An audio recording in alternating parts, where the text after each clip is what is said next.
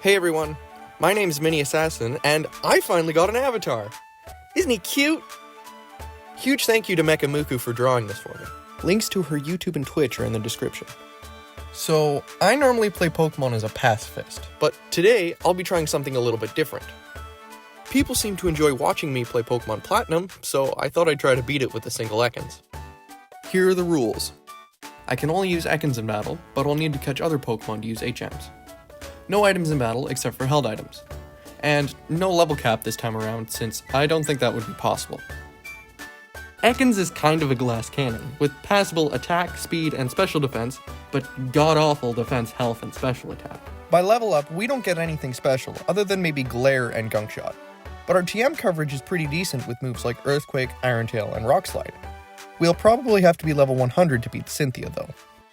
I'll be using the Universal Pokemon Randomizer to replace Chimchar with Ekans. I'm replacing Chimchar so our rival will have Piplup. Empoleon's poison immunity will probably be the hardest for us to fight. I name our little purple snake Snack, because that's hilarious. We have a timid nature, so less attack and more speed. Unfortunate since our attack is our best stat, but I'll roll with it. The first rival fight is easy. We get growled early so our attack is down, but thanks to a crit on Piplup, the only damage we take is from Starly's quick attack. On to the first gym, and I had to grind quite a bit for this one, all the way to level 19. The main strategy is to paralyze with Glare, then hope for full paralysis or flinches with Bite. Geodude can't get a hit on us, and Onix does about a quarter of our health and damage before falling. Cranidos nearly takes us out with a nasty headbutt, but goes down to Bite after a screech. Getting to Floroma Town lets us clear out the Valley Windworks and challenge Mars. Zubat goes down in 2 bites, then Perugly nearly takes us out with a critical fake out, followed by a scratch. Paralysis and flinching keep her from attacking anymore, so we can get the win, but man, that was close. Once we get through Eterna Forest, it's time to take on Gardenia. As you can imagine, a poison type fares pretty well into the grass type gym. I set up stockpiles to raise our defenses as Turtwig uses Reflect and Sunny Day, then does meaningless damage with Razor Leaf. He and Cherrim aren't threats, so they go down easily. Acid is so weak that I switch to Bite against Roserade, and she takes us down to half health before falling. Without stockpiles boosts, Sneck likely wouldn't have made it. With the ability to use Cut outside of battle, we can clear out the Galactic Eterna building and fight Jupiter. Bite makes short work of Zubat, but Skuntank can really do some damage. Even with our now super effective Mud Bomb, she takes Sneck down to just 10 health before we win. Now that we have a bicycle, we can use the cycling road. I pick up the Poison Barb to boost our poison moves, as well as grab the Earthquake TM from Wayward Cave, which I immediately use to replace Mud Bomb. Earthquake won't help us against Fantina's gym since all of her Pokemon have Levitate, but that's fine since both Duskull and Haunter are one-shots with Bite. Mismagius is faster and confuses us, but Sneck breaks through after taking a Psybeam to get the knockout. On the way out of the city, we run into Barry again. His Staravia likes to spam Double Team and has Intimidate, so our attack is down the whole fight. I take him down, but not before he lands an Endeavor to take our health into the red. Ponyta is no trouble, going down to a single Earthquake, and we get a couple lucky flinches on Prinplup, allowing us to finish him off. Roselia uses Stun Spore, removing our speed advantage, but Mega Drain and Poison Sting don't deal enough damage, and Leech Seed just misses, giving us an incredibly lucky victory. Other than that, the journey to Veilstone City is unexciting, but getting there lets us challenge Maylene. Real quick, can I just say that my biggest complaint about Platinum versus Diamond and Pearl is this gym specifically? Punching bags are such a stupid puzzle. They're clunky and slow, and if you hit them from the wrong side, it takes ages for you to be able to move again. The sliding doors puzzle from Diamond and Pearl was so much better, even if Platinum's fits better thematically. Okay, rant over. Let's take on Maylene. Our new poison move, Gunk Shot, makes short work of Machoke and Meditite, and Earthquake destroys Lucario. Was this supposed to be difficult? Now it's time for another berry fight, and this one is easy. As usual, Staravia's Intimidate means our attack is down the whole fight. That doesn't stop us from one-shotting everyone on his team, though. The only damage we took was because Gunk Shot has a horrendous 70% accuracy in this game. Gym Leader Wake, however, is not nearly as easy. I tried everything I could, but just kept losing. Then I remembered that Natural Gift exists. Natural Gift is a move that changes its type and power depending on the berry that the Pokemon is holding. With a Pineapple Berry, it becomes a 70 base power physical grass type move, which lets me one-shot Quagsire. Or not. Dang Intimidate. With a few more levels and some attack investment, we can overcome Wake and make our way to Celestic Town to fight Cyrus. All of his Pokemon go down easy, we were never in any danger, but later fights with him could be a problem. With Cyrus defeated, we get the HM for Surf and head to Canalave City, where Barry plows into us yet again, challenging us to a battle. By now, you know the drill. Intimidate means our attack is down, but we still one-shot the now fully evolved Staraptor and Rabbitash. His new Heracross and Empoleon put up a small resistance, but go down easy. Roserade is the most annoying, putting us to sleep before getting annihilated once we wake up. Canalave's gym leader, Byron, is another easy one. His Magneton and Bastiodon crumble at the sight of 4x super effective Earthquake. Steelix manages to survive and lands a nasty Earthquake of his own, but we're faster and can two-shot him, so it's no problem. Our next stop is Lake Valor, where we take on Saturn.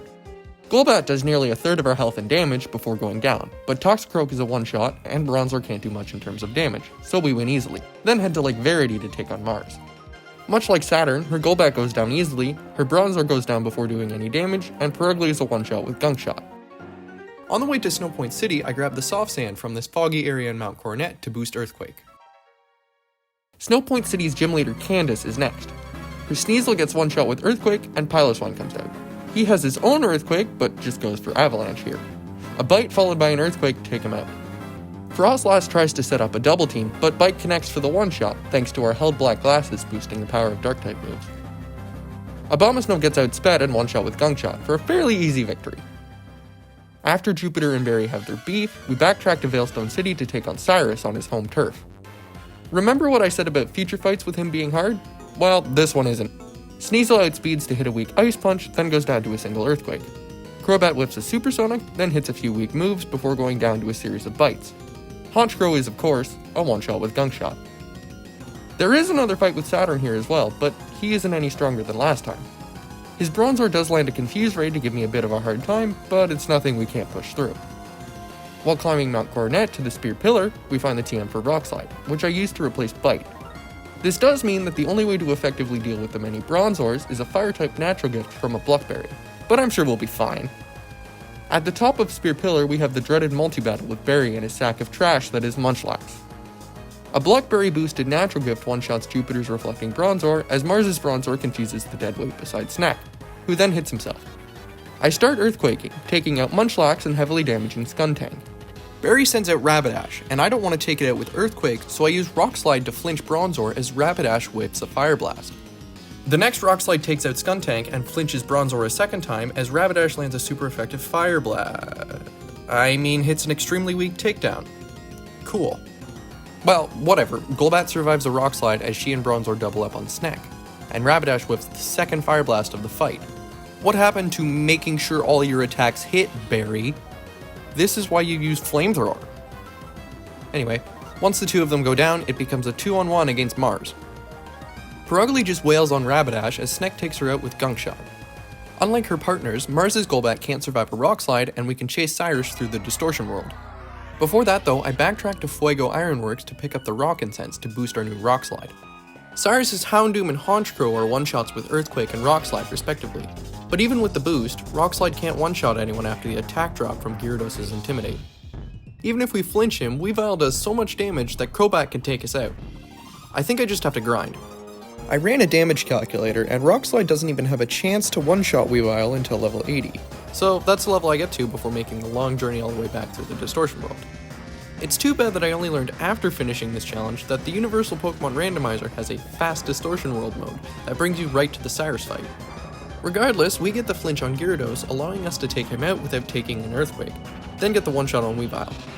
Crobat can throw a wrench into things by flinching with Air Slash, but thankfully that doesn't happen and we can defeat Cyrus for the final time.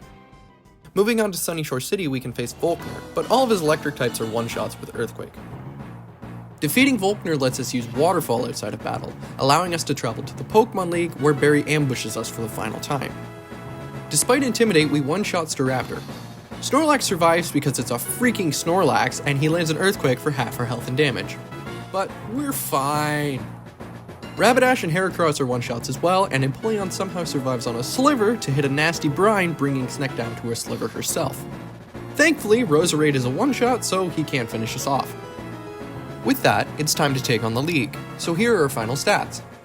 Our speed is pretty high, so we shouldn't have any trouble outspeeding anything. but anything we don't one-shot could pretty easily mess us up with those subpar defenses.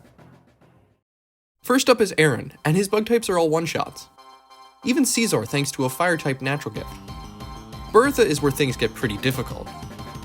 Obviously, her ground types resist our strongest move in Gunk Shot, and all have super effective Earthquake to two-shot us. I just need to grind. While we're grinding, I'd like to take the time to thank you for making it this far in the video. If you've enjoyed it enough to stay this long, it'd be great if you could like and subscribe. It helps more than you think. At level 96, Sneck turns into an absolute machine, getting 3 crits in a row on Whiscash, Hippowdon, and Gliscor. Even still, Gliscor takes her down with 2 Earthquakes after Bertha heals. All the way at level 100, after dozens of attempts, Whiscash is a one-shot even without the crit, Hippowdon still needs to be crit to go down in one shot, and we can live an Earthquake from Gliscor to land 2 Gunk Shots that are now strong enough to take her down. Golem and Rhyperior are one-shots with Earthquake. Well, after the misery that was Bertha, Flint is nice and easy. I click Earthquake 5 times to one-shot everything on his team. Lucian is a similar story. His Mr. Mime, Espeon, and Alakazam are all one-shots with Earthquake. Bronzong just uses Calm Mind as I go for Rock Slide to get it into KO range from a Fire-type natural gift. Gallade is a little bulkier and needs a Gunk Shot to go down in one hit, but it's still a no-damage sweep. Now for the final battle against Cynthia. Spiritomb is bulky enough to survive a non-critical hit Earthquake.